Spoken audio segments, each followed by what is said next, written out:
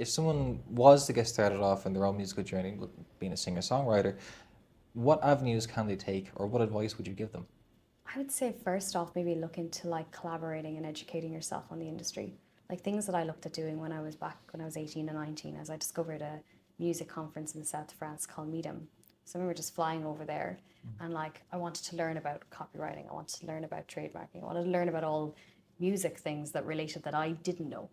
Because I had heard like watched YouTube videos. YouTube was big in as well. I know it's always big, but particularly I used to love watching all these like podcasts about music and all different things.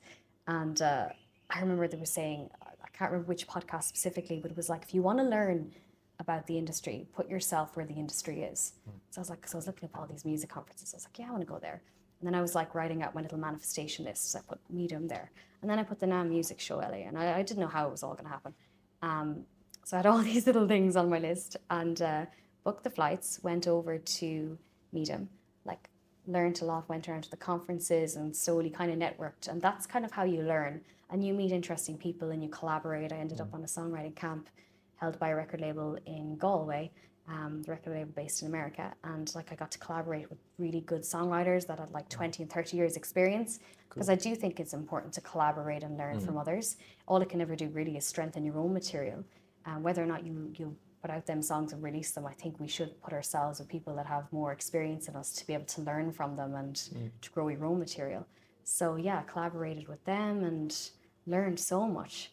So yeah, I've just been constantly kind of immersing myself. I think for anyone that's watching this right now and you're starting from scratch, do your research.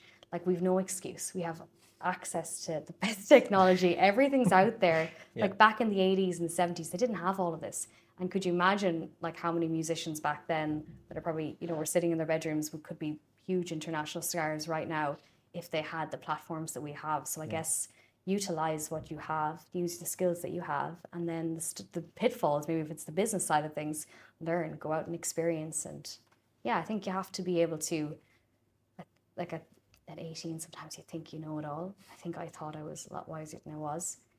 Maybe I did know a lot in that moment, I don't know. But and now I learn, I'm like, I know nothing. Like I learn every single day. So I think it's the other side of it is to know that there's always more to learn. Yeah. And to listen to people. No, that's absolutely very solid advice. And I think it's very cool for an 18-year-old who ultimately is so, I know myself as 18, it's like, I know exactly what I'm going to do. But to have that recognition of, no, there is things that I can improve upon. And I think your approach to it was so clever, where it was just a total immersion and like go to exactly what you said, go to where it is. And it wasn't even just on the music side of things, it was the whole background of it as well. Like it was like I said, the business side of it, I suppose. So yeah, no, that's very, very solid advice and a very good approach um, to starting off as well. Because it's also accepting the fact that you don't know everything, which is hard to do sometimes.